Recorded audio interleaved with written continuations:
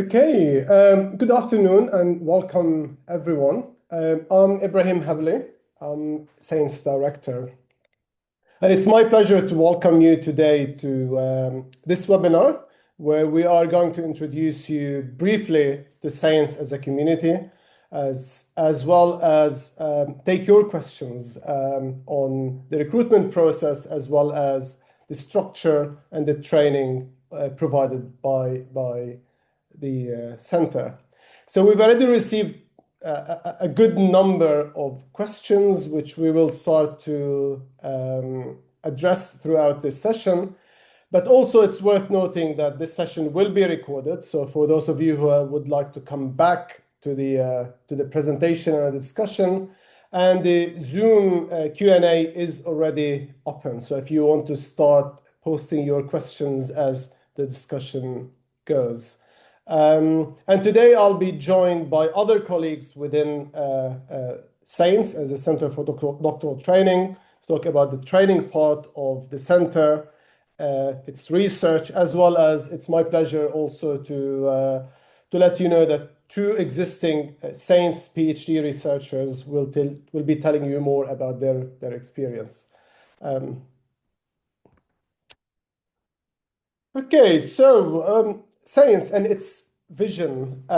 So the vision of the center is to train a cohort of at least 62 PhD students with the research expertise and skills necessary to ensure that the benefits of AI-enabled autonomous systems are realized without introducing harm as the systems and their environments evolve.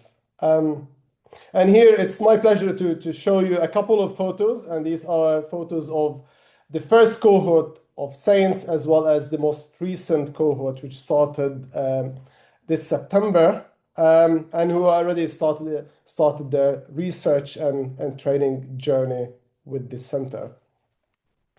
So a little bit more about the Center for Doctoral Training. It's a £60 million investment by the UK government, specifically through the UKRI, which is the overarching research council here in the UK, as well as generous support by our industry partner, as well as our philanthropic partners.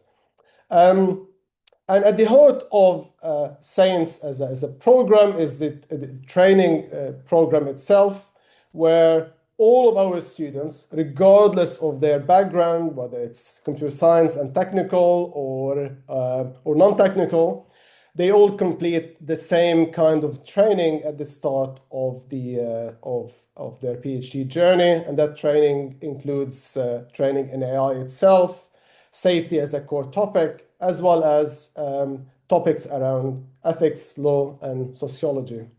And this will be, of course, followed by the core research, which is taking the form of the traditional, in some way, PhD journey, where you work on your individual research, and at the end of the journey, you produce a thesis.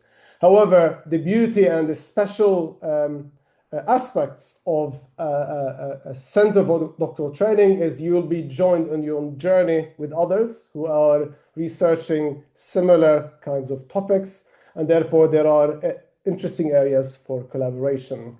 And this collaboration can take the form of collaboration with other researchers, as well as secondments with our industry and policy partners. And that's why we are fortunate within Science that we are blessed with at least 36 industry as well as policy partners who would collaborate and advise researchers throughout their journey, but also provide opportunities for secondments for around 3 to 6 months in industry or government. And the topic of AI safety itself is inherently applied, and that's why the co-creation of the evidence with those partners is key, as well as training our students in collaborating with others so that when they first finish their journey, they are more prepared for work in industry or government or policy.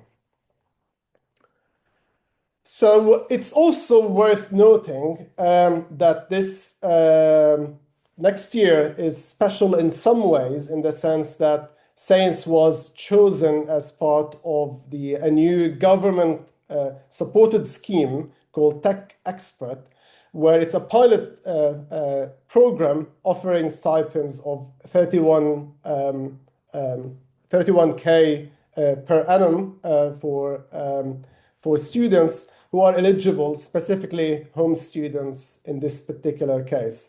And the idea of the pilot is to make a PhD program competitive, especially for UK students, in a way that it can compete with equivalent and similar industry roles. And that's why this year in particular, it's good to target a PhD program and start a PhD in the next academic year.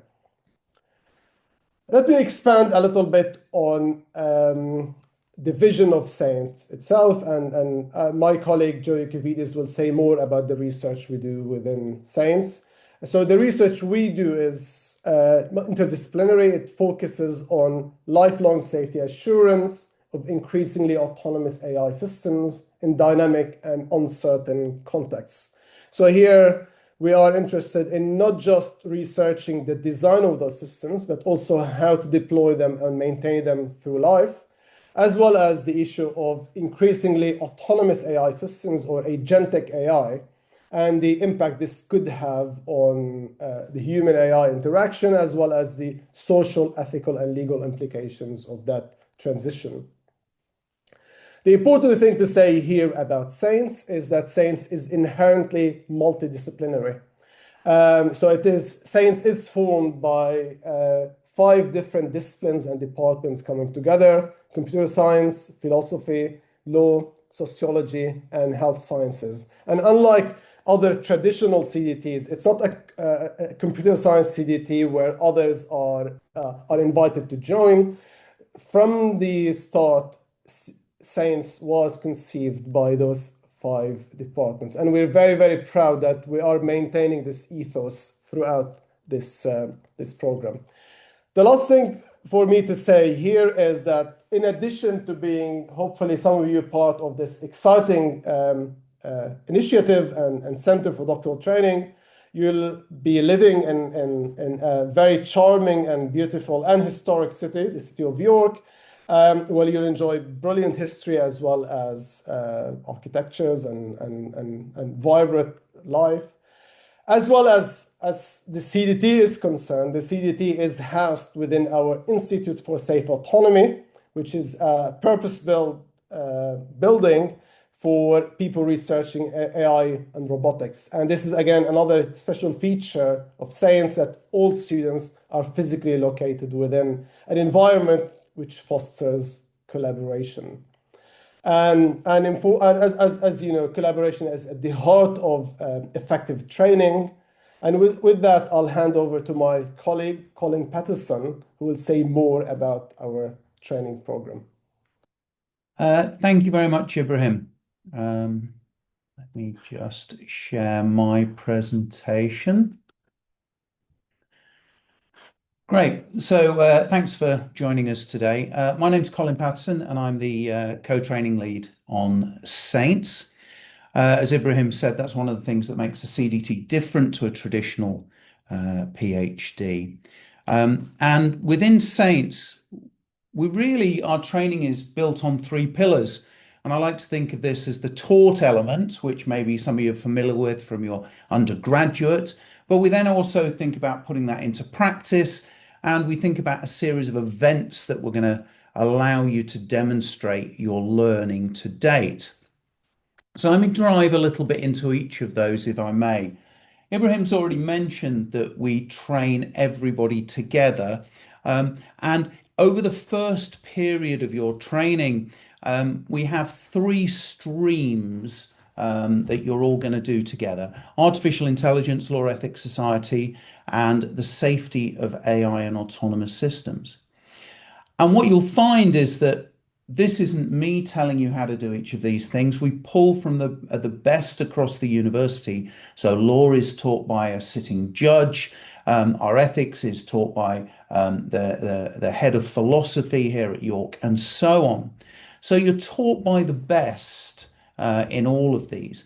And you might come into one of those modules thinking, well, I understand all of this stuff from my previous experience, but it's unlikely that you'll have that experience across all of the modules. And part of the reason for training you together like this is that you see how others view your subject, the problems they have, how you explain your expertise to others. So we have this balanced view where you're going to be learning not only from the lecturers, but also from the cohort around you. And we're going to start to see where your expertise lies. But we can't forget that this is also a PhD where you're going to come up with your ideas and your research. And what we do there is we also have personalized learning throughout the length of your PhD, the full 4 years, where we're going to tailor that specifically to support you in finding your research idea and digging deeper into it. So once we've got past that, the training doesn't stop. We understand that doing a PhD is the first step, or for some of you, the next step in your career. And so therefore that we give you professional and academic skills, looking at those skills that are going to help you do research effectively, but also how you're going to communicate that to other users, how you're going to use those skills to find your next job, how you're going to work with partners beyond the end of your PhD. The nature of the research we're doing means that responsible AI is core.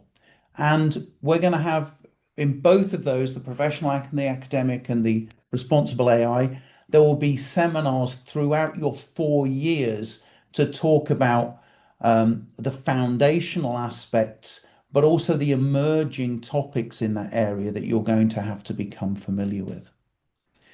And then again, because this isn't all about just having 1 year of training, you're also going to have quarterly team meetings throughout the 4 years where you meet with stakeholders, you meet with the cohorts that have come before you, you talk about the impact your research could have, the impact that their research is having, and how you might take your work out into the real world. But we like to have fun and big events as much as anybody, so we also build those into your program. They're annual events. So we had our first hackathon last year where we took our students away to a large hotel and they spent time thinking about interesting problems and how they might solve them in teams in a cross-disciplinary fashion. We're looking at having a Saints conference and other ways of displaying your research. And then we also have opportunities through the 4 years to go out and work with others, be that in academic exchange, industrial placement, or doing outreach with charities and local bodies. So what we want to get across to you is that we've got this really quite broad training focused in year 1 in getting you all up to a level where you're ready to start your research, but then actually going through through the whole 4 years working in supervisory groups where you'll get weekly or regular guidance from your supervisors and partners should they be involved. And then these quarterly get-togethers where we get to talk in much bigger terms. So we hope that we're preparing you for life in your research, but life beyond your research as well. And I shall stop sharing now, and I believe I'm handing over to Jo. Thanks very much. Thank you very much for that. So I am Jo Yacovides. I am the research lead for Saints, and I'm just about to share my screen with you. So I'm a co-lead for Saints, and I share the role with Laura Fernley, who's not with us today. But essentially with Saints, we are trying to ensure that we are creating this exciting environment for AI and safety research that helps you to become an expert in this kind of area. So the idea is that Saints research is going to be addressing one of these 2 high-level themes. So we've got the lifelong safety of AI systems. So there's a need there to think about how we think about safety assurance all the way from the very beginning of the design process right through to when these systems are being deployed out in the real world. So this is a lifelong thing that is increasingly important as these systems have to work in these open and dynamic contexts as well. We're also interested in the safety of increasingly autonomous AI systems. So here we're thinking about how AI is going to involve increasing amounts of transfer around how decisions are made, and that's between humans and AI-enabled machines as well. So these are the two themes listed on our website, and in terms of your application, we're looking for you to align yourself with one of these. You don't, not both, you just have to pick one of them to talk about your research in relation to. And as Colin already mentioned in relation to the training program, we've got this kind of ethos of responsible research and innovation that will be embedded throughout Saints. So that's the training components, but also when we engage with partners and underlying all of the research that we carry out in Saints. So in terms of how supervision is going to work on Saints, obviously we expect all projects to have this emphasis on safety and AI, but actually, unlike some other programs, we're not going to be allocating supervisors at the start. In fact, you don't have to, you're not going to have to identify a supervisor as part of your application process. What we're doing currently is that we're actually allowing students to focus on the talk components first, and so they can spend their time without having to think too much about their research. But on saying that, it just means they've got a little bit more space to develop some of their ideas, so that we can think about who is going to be the most appropriate supervisor for that particular student. This is something we'll, of course, support throughout the process to make sure that you've got a chance to refine those ideas, and we can talk about and discuss who a good supervisor would be. But the idea is that you will have a primary supervisor who is a domain expert from your home discipline. So Ibrahim mentioned the different departments there that are involved in Saints, from computer science to law and philosophy and social sciences as well, for sociology and health sciences. So you will have to identify that as part of your application, and that will be the person. We'll find somebody from that discipline to be your primary supervisor that will suit the particular interests that you have and research that you're hoping to pursue on the Saints program. Later on, we will also assign an additional supervisor, so you'll have at least one other supervisor. And to support this multidisciplinary research perspective that we find very important for Saints, we will be allocating them from a different discipline or subdiscipline.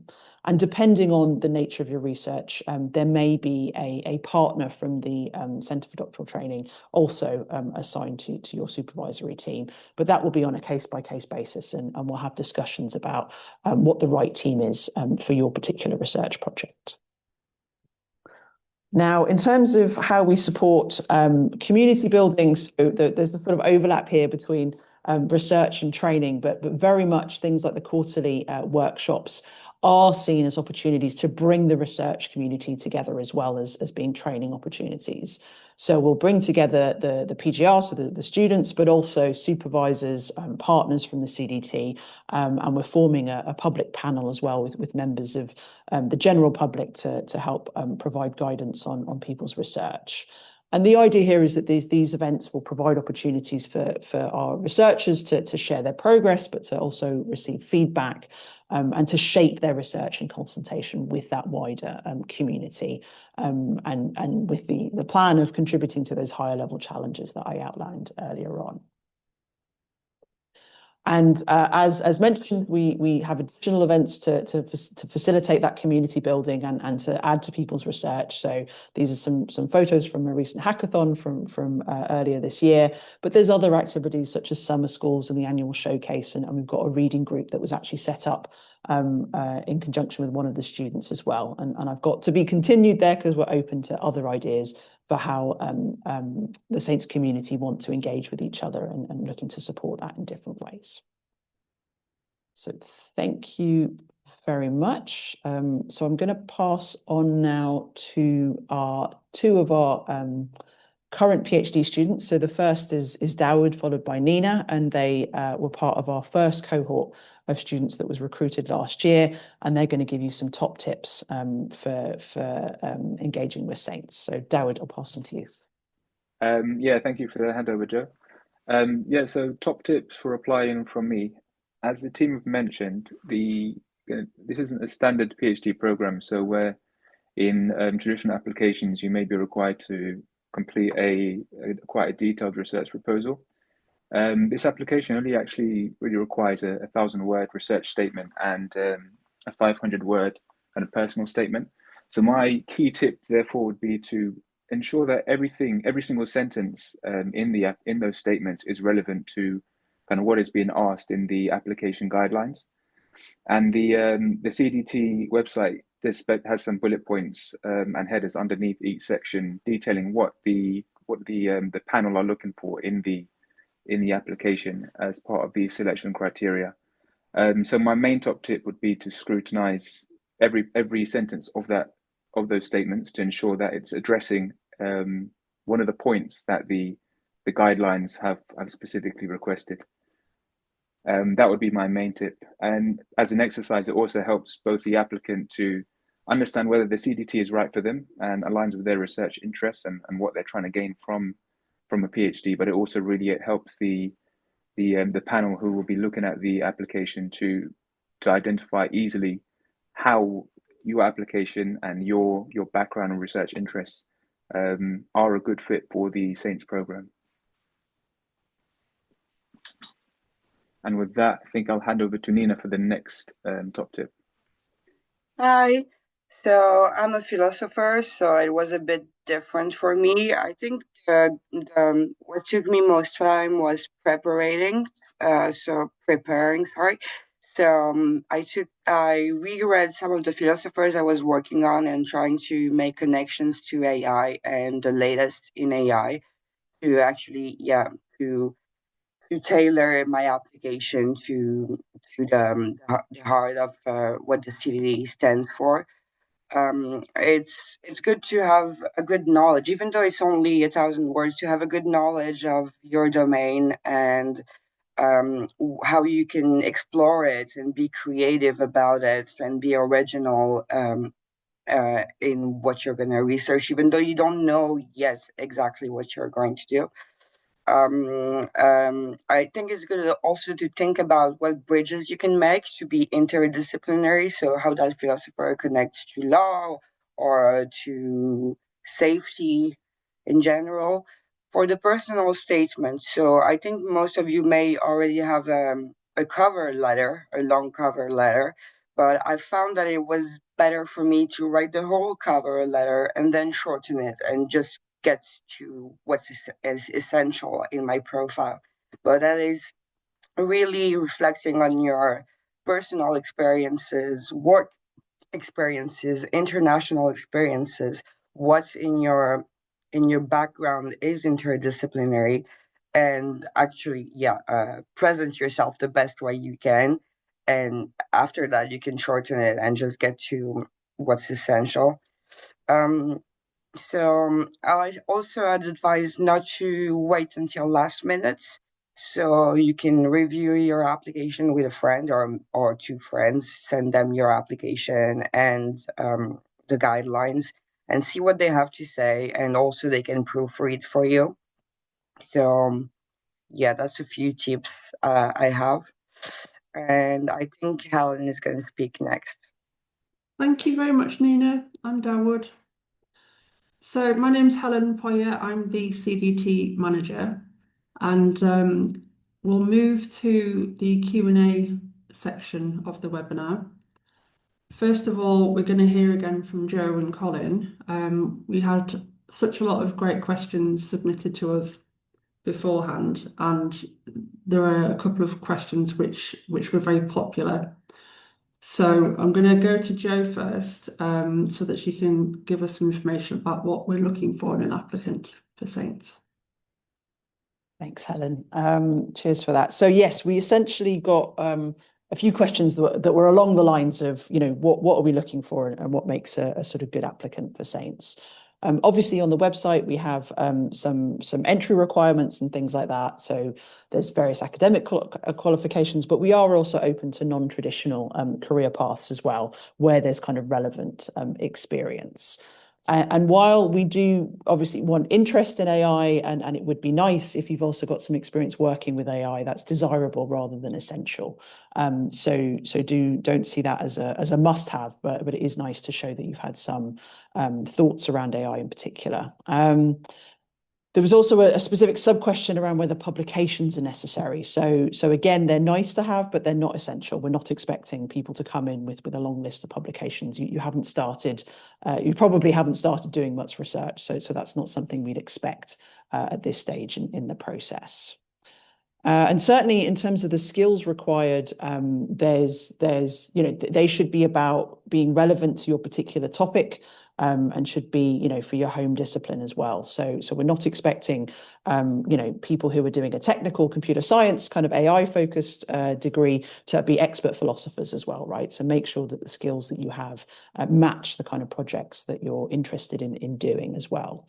But generally, we want people who are interested in AI, interested in safety, and interested in understanding multidisciplinary perspectives to addressing challenges in those areas.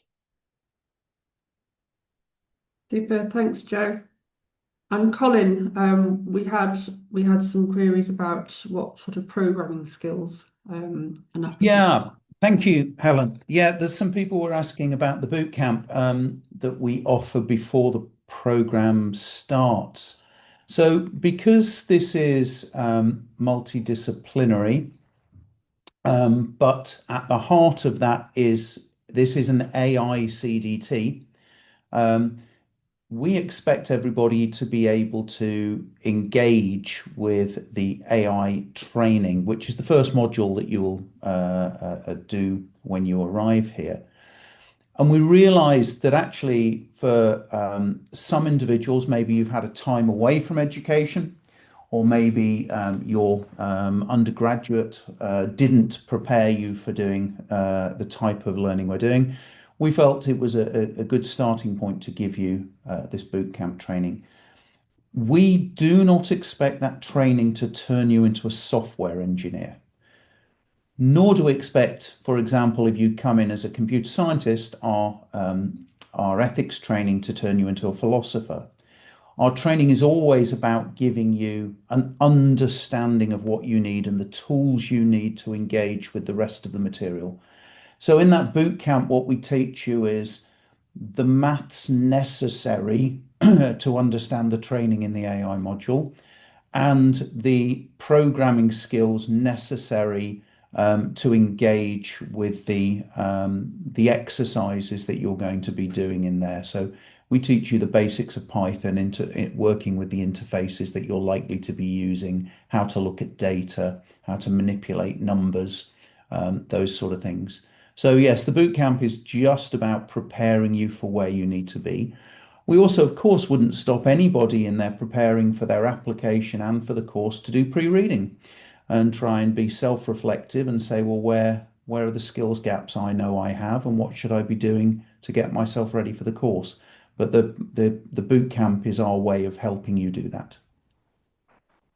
I don't know if the panel want to put their cameras on now, because I'm just going to go through some of the questions on the Q&A and then I'll ask relevant people to answer.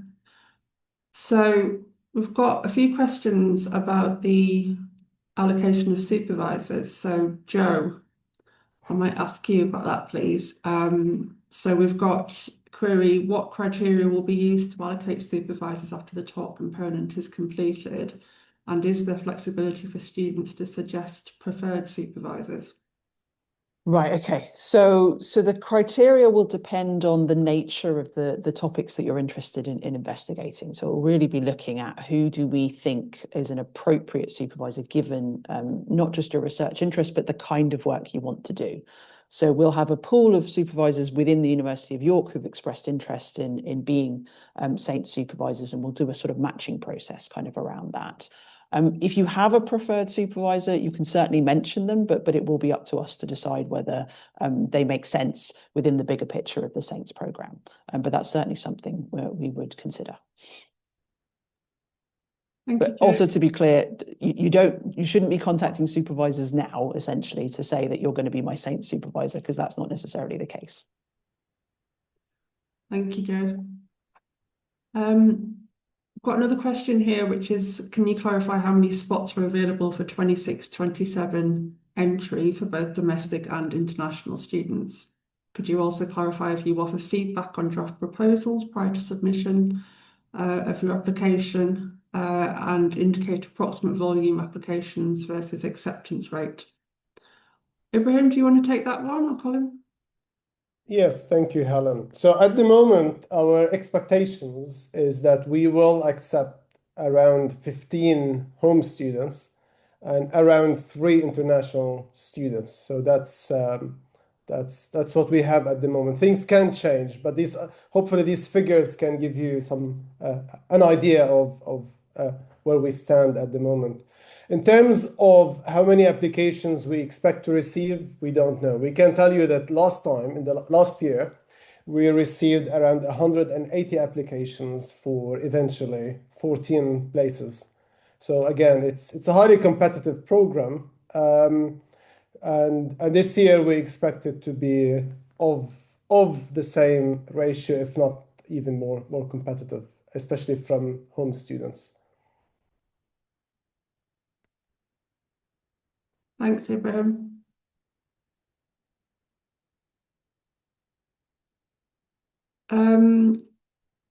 Ibrahim, there's also a question about,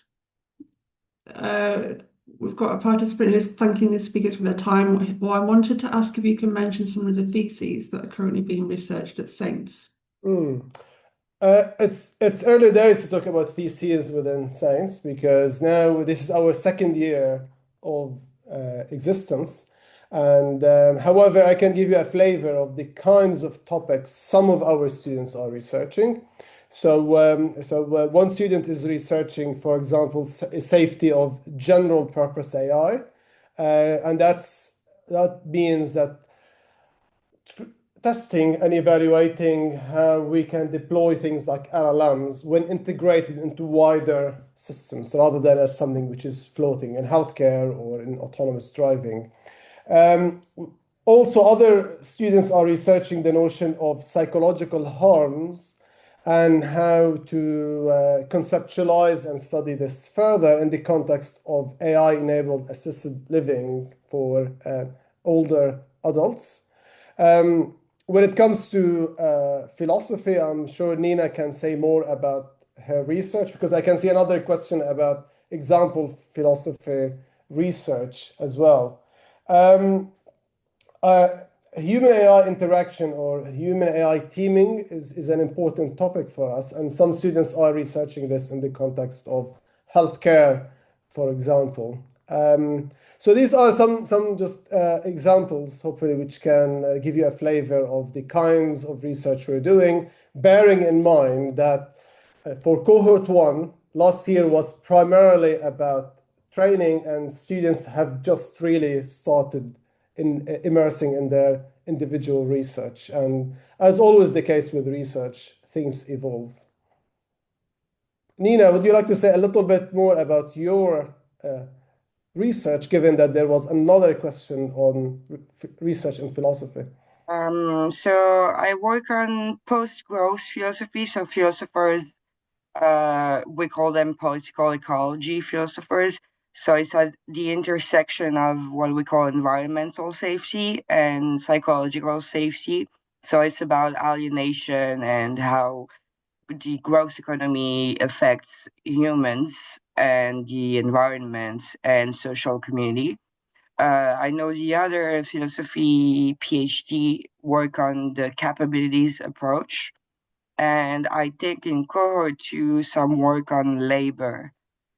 So many subjects intersect with AI. So I hope you find one as well in philosophy. Thank you, Nina. moving on to another question, we've got a couple of questions which are asking about whether your current research subjects are eligible for Saints. Colin, could I ask you to respond to? Yeah, of course. So there's a few, and we've had these over previous years. So my particular degree doesn't seem as though it is directly related. Can you tell me whether I'd be considered? And it kind of builds a little bit on what Dowd was saying about when you apply. It's very hard for us to know just from the name of a degree whether you are a good candidate for Saints.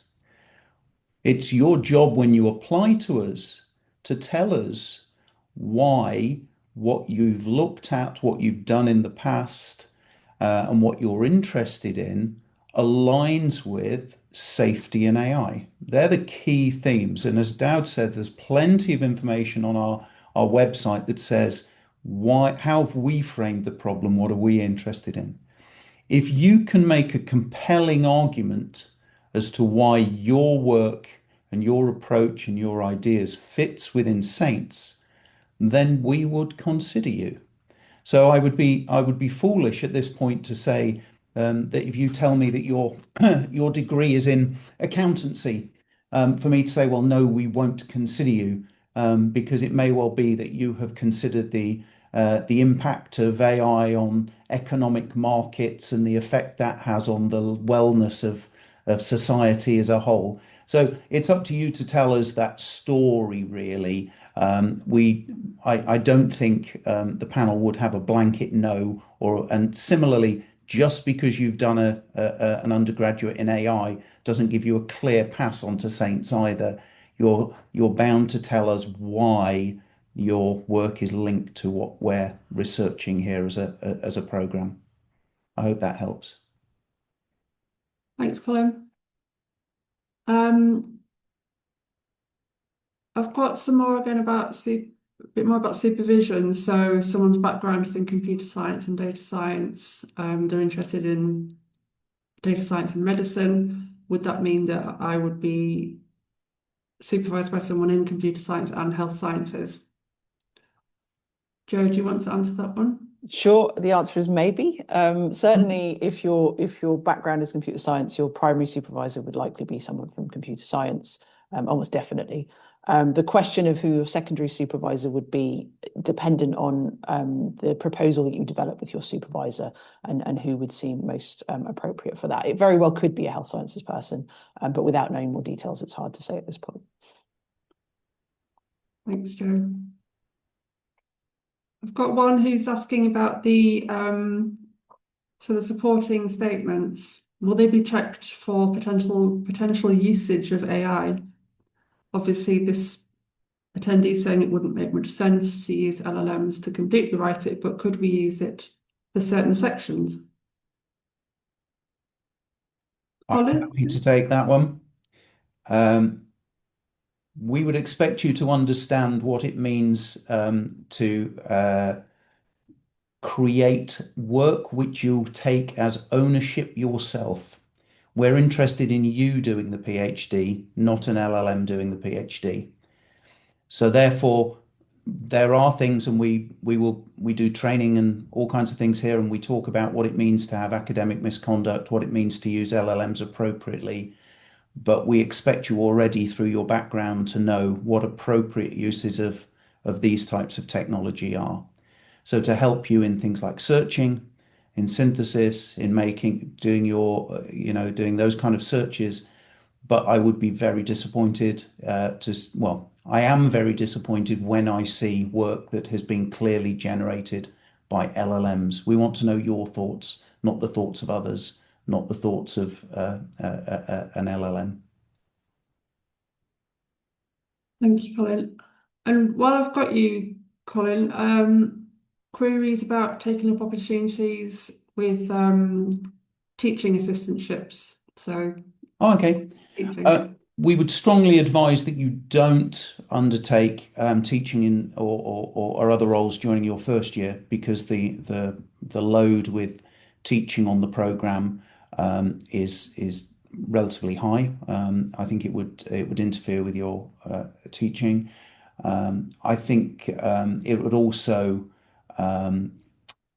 mean it's difficult for you to, there are assessments associated with our teaching, which means we'd want you to be spending time with the rest of the cohort discussing and building those sort of things. So in that first year, it's really very hard to do those things. It's not a blanket no, and it's discussions to be had with the team and with your supervisor and or with the people who are supervising you in that first year. But we would discourage you from doing it unless there was a very good reason. Beyond the first year, I personally would actively encourage you to get involved in teaching, especially where it supported your research, but in terms of your personal development and in terms of your professional development, I think getting involved in teaching is a very good skill to get, even if you're not planning on staying in academia, because the skills you learn will see you well beyond the end of your PhD here. So it's one of those things that we very much encourage getting involved in teaching and wider academic life, but your first year might be a difficult time to do that. Thank you, Colin. So a few more about applications. So if I'm from a social science background, how technical does my application need to be? I'll take it. It doesn't need to be technical at all. It needs to be, relevant to social sciences. So it needs to be focused on AI and safety. But if you are coming from a social sciences background, we do not expect you to have expertise in the technicalities of building AI. Thank you. And we've got a couple on the attendance requirements. So is being based on site essential, and does this change in the later years of the programme? Ibrahim, do you want to take that? So I didn't get the question. What was it? Sorry. About it being an on-campus PhD programme, does this change in later years after they're taught?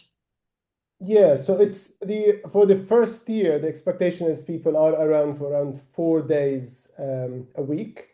So for subsequent years, again, we would love people to maintain that level of attendance, but it's natural that things will change, including some people going for secondment, for example, where they will be offsite for at least 3 months. But the expectation is that this is an on-campus degree. It's not an online one. It's not a distance learning one. And that's why we're emphasizing that it's cohort-based learning, and it's not a standard PhD program where this kind of flexibility might be more acceptable. Thank you. Got a query about someone who's been in software development career for 2 decades, and they have now turned their personal career interest towards AI, and they also have an existing PhD proposal. Would this be well received at application? Colin, do you want to answer that? Sure. So we try not to judge. I'm not whether. So we had questions as well about previous PhDs and previous experience. Again, it is down to how well you sell that to us. You could have 2 decades of writing websites that, actually shows us very little progression towards doing a PhD. But you could also have 10 years of experience that you demonstrate in your application quite clearly has a very strong link and has led to you to a set of skills that would be useful in the cohort. So it's down to you explaining to us that well. As far as already having a proposal goes, and I think there was one earlier about can I name an academic I'd like to do my work with and those sort of things. I would encourage everybody to realize that this is research. One of the reasons we're asking you to give us an outline of your interests here is because we're going to give you a full year of training. And at the end of that full year of training, we're hoping you'll bring everything we've taught you to bear in shaping your project. So anything you give us at the application stage is your current interests and your best guess of where your research would lie. But we are very much open to the fact that this will change. So I would say if you already have a proposal, then that would be the good basis of a set of research interests. But the application process wouldn't allow you to just send in an existing PhD proposal to us. Ibrahim. Yeah, just on that point again, reinforcing what Colin said. So soon we'll update our website with recommended readings. And the readings will have information around our understanding, our conceptualization of AI safety itself, which I highly recommend that you have a look at the list of papers we will share with you and some books.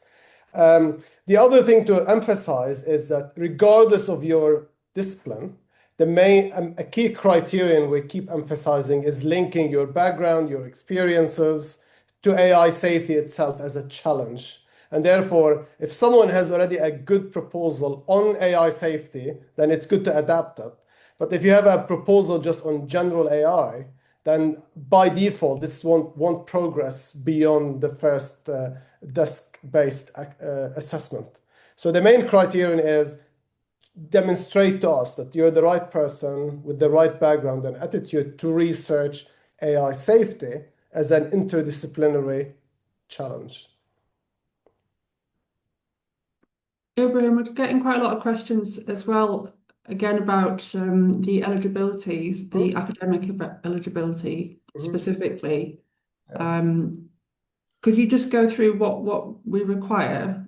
Sure. On disciplines in particular. So I said we are interdisciplinary, and I said the science was formed by 5 different departments coming together. And these 5 departments cut across the 3 faculties we have here at York: sciences, humanities, as well as social sciences. And this doesn't mean that we are only restricted to those disciplines.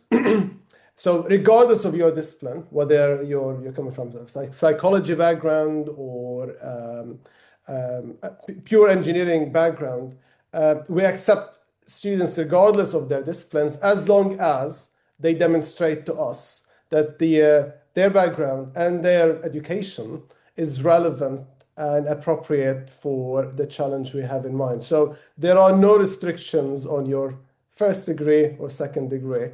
The only thing we're after is appraising the application as a whole, because, for example, certain people might not have been brilliant in their first degree, but they have a master's degree and a brilliant industrial experience. That would compensate versus others. And we have existing students of that profile, as well as we have some students who just finished their master's degree or a 4-year degree and just joined science, so with brilliant marks. So and educational credentials. So we appraise the case as a whole rather than we are fixated on just one criterion. And is there any opportunity to discuss their application or research statement with an academic before applying?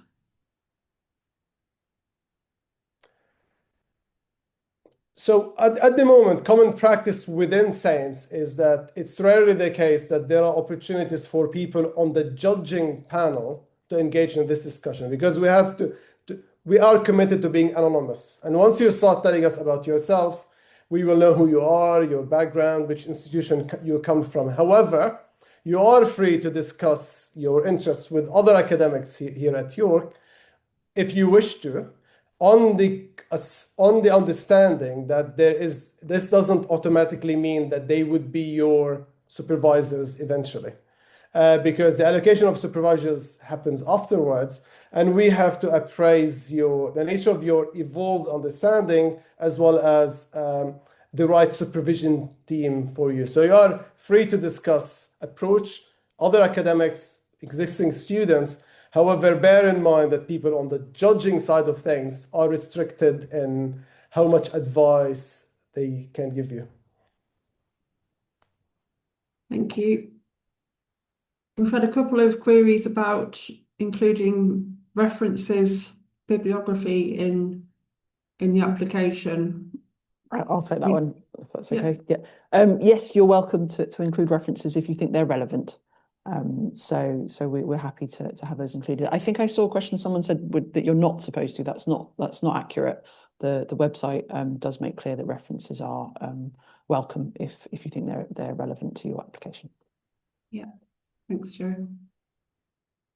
I've got a question about the allocation of studentships in the relevant subject areas. So is it 70% from computer science, 30% from the others, etc.? How does it work? So it's Ibrahim, probably 50-50 between technical and non-technical subjects. And it varies by year depending on students, applications. But it's, yeah, we have to, so what we do within this allocation is we ensure balance between the different technical and non-technical disciplines. and can an applicant choose another area of interest different from their core background? I can take that one if you like, Helen. Yes, please.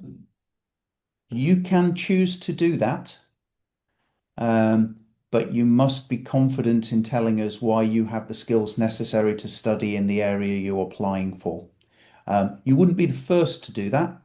We've seen applications of that form before, but it is imperative if you're doing that you're able to explain to us why you have the skills necessary to study. For example, from a sociology perspective, that you understand what that means to undertake research in that area and why you have the relevant skills to do it. It may well be, for example, that you did your degree 10 years ago and that you've been working in industry and using all the tools and techniques of a different discipline. That might be one way of demonstrating that was the case. But yes, Saints will not teach a computer scientist to be a philosopher. Thank you.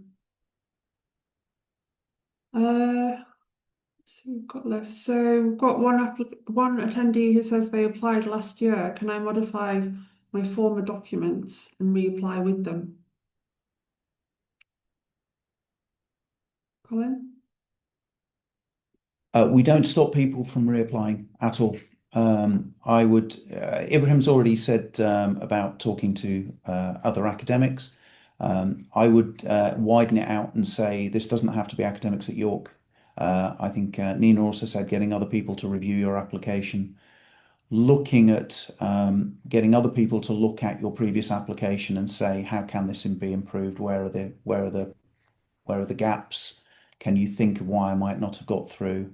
I think I would. It's not a bad thing to reply, but you should demonstrate that you've reflected and improved. We don't hold records of who applied last year directly, so it may well be that we don't try and make any kind of comparisons with what we've been seeing before. We would only use the information that we have received this year. There's also a couple of questions about people who have had unexpected personal circumstances which have affected their undergraduate or postgraduate grades. Can this be something that they can address within the application context? Ibrahim? I think it's so that the personal statement is your opportunity to tell your story, as it were, and where you feel this is important for us to know and take into account. I suggest with that said you treat it as your opportunity to do so, bearing in mind any constraints you should bear in mind in terms of what you should or shouldn't tell us. So it's very hard to give a specific answer, but in general, it's that the personal statement is there to serve this kind of purpose. Thank you. We're getting quite a few queries about home versus international fee status, which I can't answer in the chat, or we can't answer here. that would be something which you would need to contact our postgraduate admissions team about. Once you've applied, they are usually happy to kind of take you through what your fee status would be. So we won't go into those questions right now. A few questions about clarifying the stipend. So Ibrahim said that for the 26-27 intake, in particular for home domestic applicants, there is an enhanced stipend, which will be approximately £31,000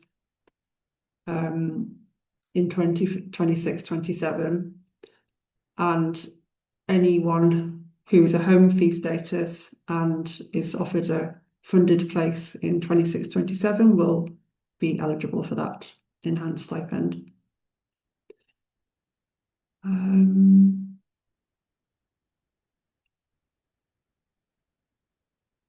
So we've had some about working employment whilst undertaking the PhD. So the UKRI rules on funding. So the UKRI is the funder for Saints. If you are a full-time student, you shouldn't be working more than 6 hours maximum per week. It is not possible to work above those hours when you're on a full-time funded PhD. Part-time PhDs is approximately 20 hours per week usually, so you could be working up to 20 hours per week in employment. Obviously, this is for home domestic students only because the student visa requires that you need to have a full-time study place.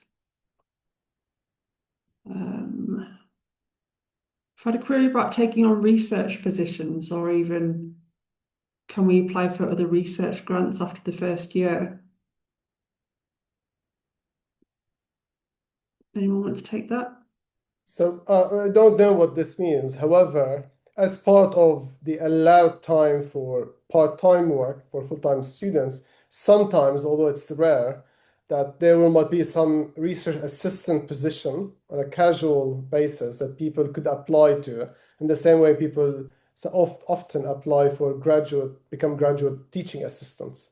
So in that spirit, yeah, these are possible, but they're becoming even more rare these days. Helen, I don't know Yeah. if by grant they mean external funding, but I know that the Royal Academy of Philosophy was giving away some bursaries, and I was allowed to apply by my supervisor. Right.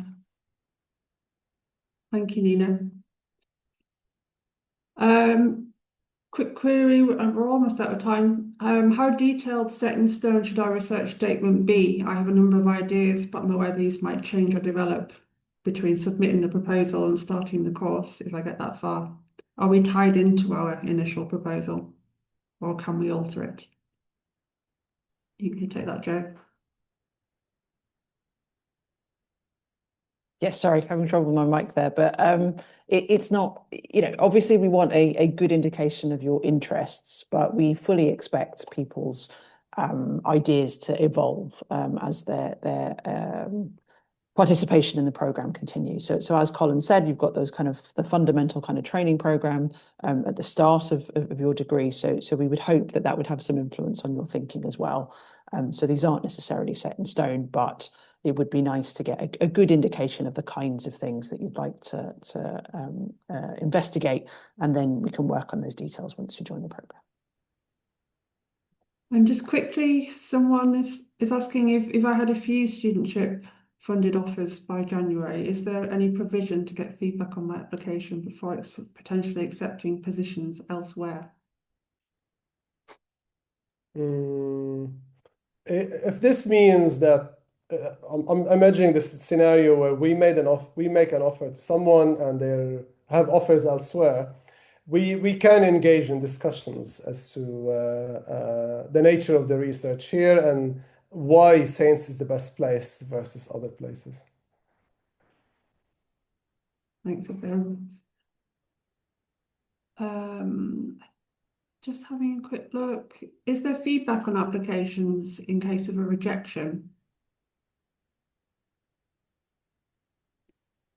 If someone reaches the final stage, then yeah, we are happy to offer feedback. However, given the expected volume of applications, it's likely to be hard for us to give feedback on the first stage, unfortunately. Okay, well, there are a few questions remaining, but I think we've covered such a lot. I'll make a note of the questions that we haven't covered, and I'll add them to our frequently asked questions, which is on our Saints website under the Studentships tab. And we've got about a minute left. So, Ibrahim, do you have any? Yeah, so thank you, Helen. It's just reinforcing what we've said, which is we take your application very seriously. So more than one person will look at it from more than one discipline. Okay, so pay attention to the research statement as well as the personal statement, because we're very keen to learn about you. And that's back to Colin's advice that be careful with the use of AI assistants there. As you can imagine, we're all more familiar with the kind of text it generates. But more important, when it comes to AI safety itself, it tends to go very, very generic, which is easy for us to spot as specialists. So be careful there. And again, reinforcing another point which we've discussed, which is seek advice from your colleagues, your friends, your existing academics. I have critical friends who can help you review your application, but also look very carefully at the guidance and criteria we set, because we're going to use those criteria to judge your applications. And again, good luck, everyone. Thank you. We look forward to your application.